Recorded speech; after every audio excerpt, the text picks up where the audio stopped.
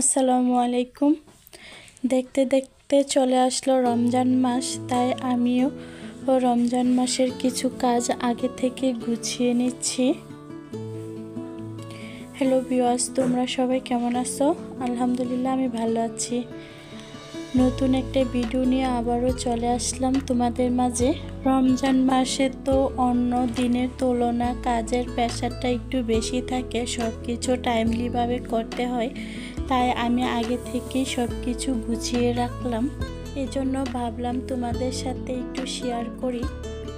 তাই দেখা যাক, আমি এখানে হাফ কেজি কাঁচামরিচ আর 1 কেজি ধনিয়া পাতা নিয়ে এগুলোকে ভালোভাবে পরিষ্কার করে ধুয়ে নিলাম।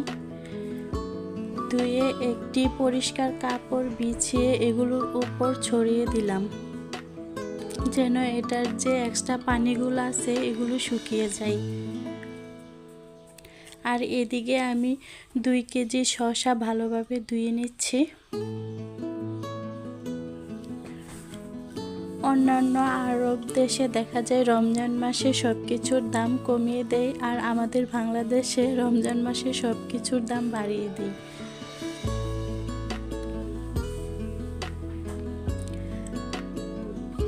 সব কিছু ভালোভাবে ধুয়ে নিলাম।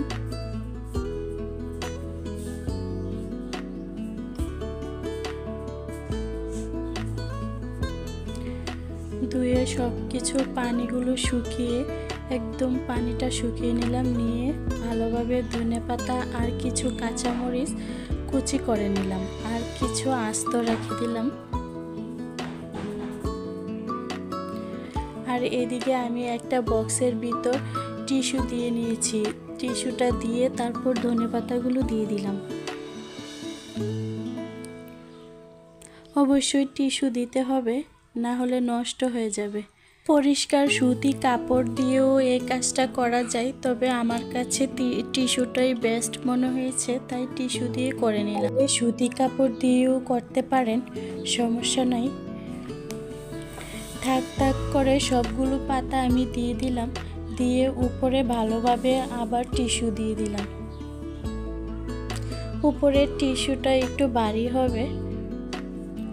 2 থেকে 3টা টিস্যু দিয়ে আমি উপরে দিয়ে দিলাম। দিয়ে ঢাকনাটা লাগিয়ে দিলাম। এটা আমি নর্মাল ফ্রিজে রাখবো।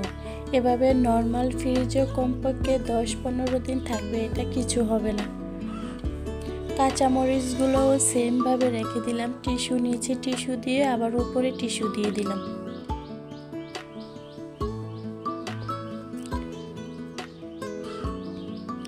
সেমভাবে আস্ত কাঁচামরিচগুলো এভাবে আমি রেখে দেব। নিচে টিস্যু দিয়ে আবার উপরেও টিস্যু দিয়ে দেব। অবশ্যই এটার উপরে কাঁচামরিচ ধনেপাতার পানিগুলো অবশ্যই শুকিয়ে নিতে হবে ভালোভাবে। উপরে টিস্যু দিয়ে ঢাকনাটা লাগিয়ে দেব। উপরের টিস্যুটা অবশ্যই বেশি করে দিতে হবে।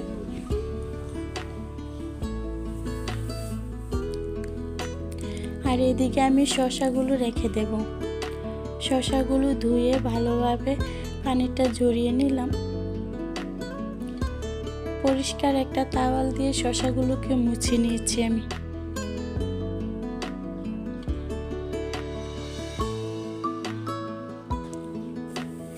এক এক করে সবগুলো শসা দিয়ে দিচ্ছি।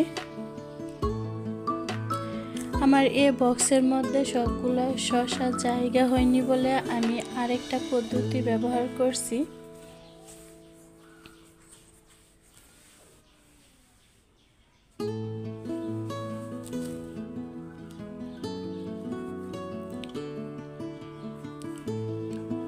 ক্যাপসিকামগুলোকেও আমি টিস্যু দিয়ে মুড়িয়ে নেব।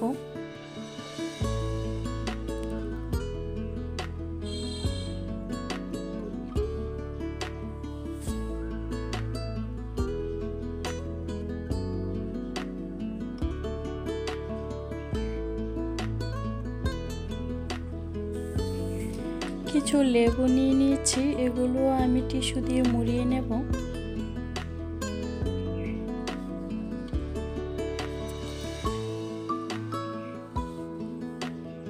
আর এদিকে এই শসাগুলোকে আমি টিস্যু দিয়ে মুড়িয়ে একটা জালির মধ্যে রেখে দিচ্ছি।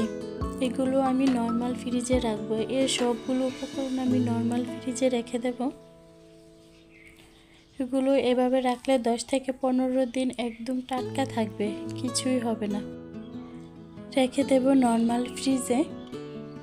আর এদিকে আমি কিছু বেগুন কেটে নিচ্ছি। আমার কাছে লম্বা বেগুন থেকে এই বেগুনটা বেশি ভালো লাগে, এগুলো কাটাটা অনেক সুন্দর হয়। বেগুনগুলোকে কেটে নিচ্ছি। রমজান মাসে জোহরের পর থেকে এই কাজগুলো করতে গিয়ে অনেক সময় ব্যয় করতে হয়, তাই আমি আগে থেকে এই কাজগুলোকে গুছিয়ে নিলাম। আর আমি পানিগুলোর মধ্যে একটু হলুদ আর একটু লবণ দিয়ে দিলাম, যেন বেগুনের কালারটা নষ্ট না হয়।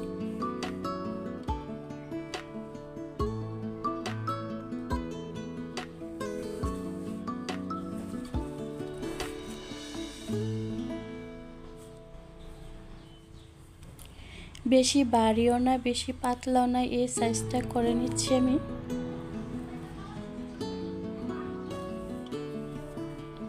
তারপর একবার ধুয়ে নিলাম, ধুয়ে আরেকবার ধুয়ে নেব। এই 2 বার ধোয়ার মধ্যে হলুদ দিতে হবে, হলুদ আর লবণ দিয়ে দিতে হবে। এটা আমি 2 থেকে 3 মিনিটের মতো ভিজিয়ে রাখছিলাম হলুদের পানির মাঝে। আর এদিকে কয়েকটা আস্ত বেগুন রেখে দিলাম, যেগুলা কাটছে এগুলোই 15 দিনের মতো চলে যাবে।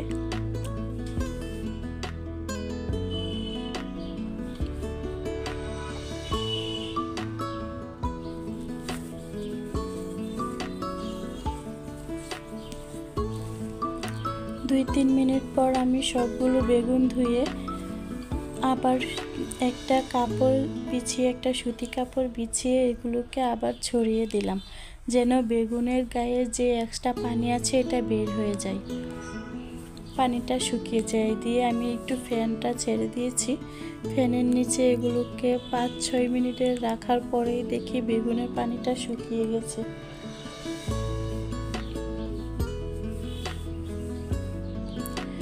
ভিউয়ার্স, যদি আমার এই ভিডিওটা ভালো লেগে থাকে অবশ্যই লাইক এবং কমেন্ট করে জানাবেন।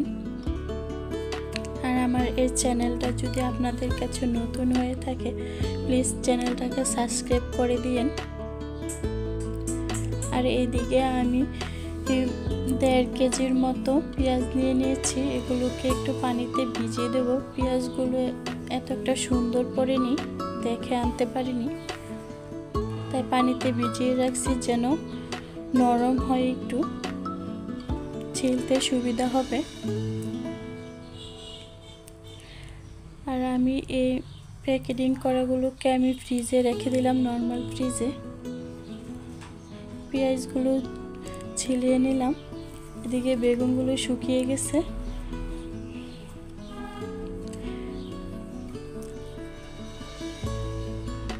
বেগুনগুলোকে সেম ভাবে আমি নর্মাল ফ্রিজে রাখবো। টিস্যু দিয়ে প্যাকেট করে আমি নর্মাল ফ্রিজে রেখে দেব।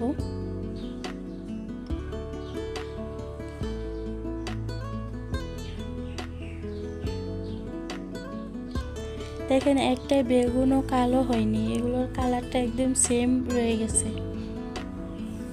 আপনারা চাইলে এই পদ্ধতিটা ব্যবহার করতে পারেন।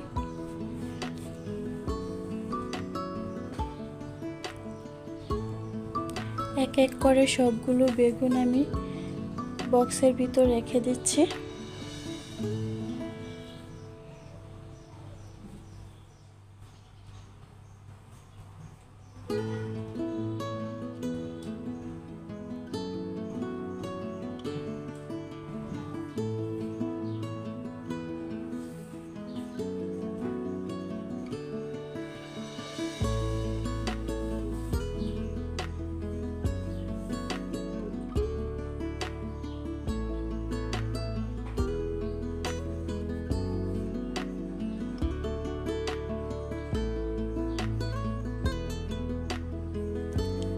যে কয়েকটা আস্ত বেগুন আছে এগুলোকে আমি টিস্যু দিয়ে মুড়িয়ে রেখে দেব।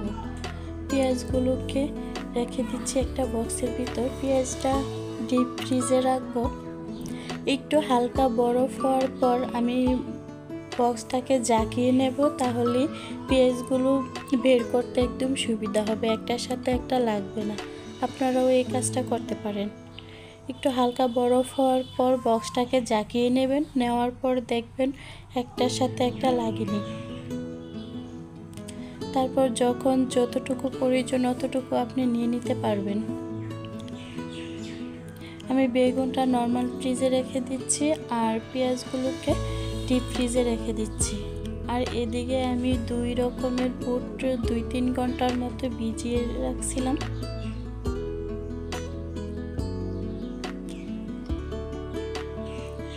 এগুলোকে ভালোভাবে ধুয়ে নিলাম।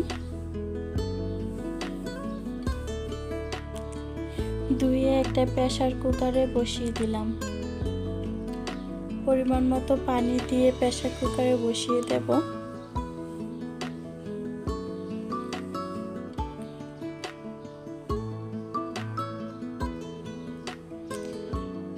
কিছু পরিমাণ লবণ দিয়ে দিয়েছি, দিয়ে বসিয়ে দেব। বুটগুলো একদম পুরোপুরি সিদ্ধ করব না, আমি একটু শক্ত রাখবো।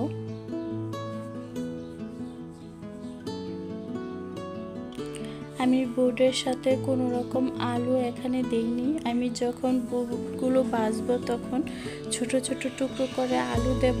অবশ্যই আপনাদের সাথে শেয়ার করব পরবর্তীতে।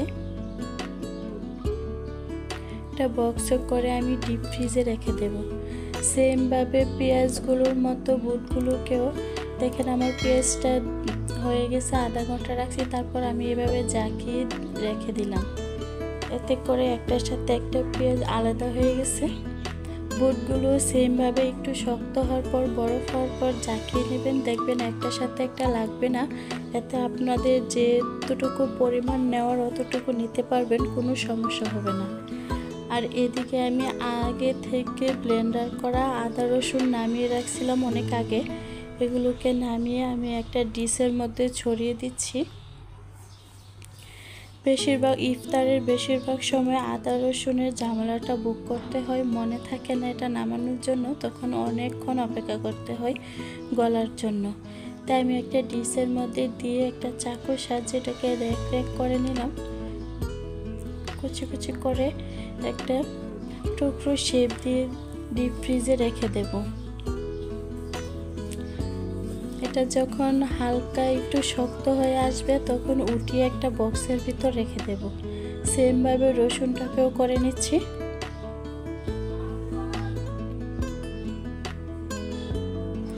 আমার ভিডিওটা আজকে একটু বড় হয়ে গেছে, প্লিজ আপনারা পুরো ভিডিওটা শেষ করে দিন।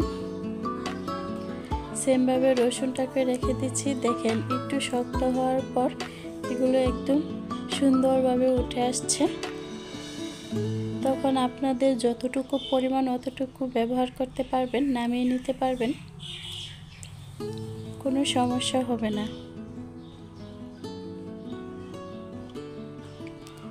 সেমভাবে আদাটাও দেখেন একদম টুকরো টুকরো হয়ে উঠে গেছে, কোনো ঝামেলাই হবে না।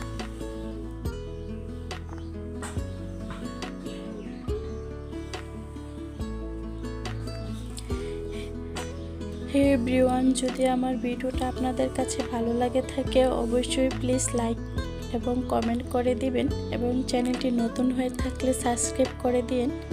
আজকের ভিডিওটা এ পর্যন্তই। সবাই ভালো থাকবেন, সুস্থ থাকবেন। আল্লাহ হাফেজ। আসসালামু আলাইকুম।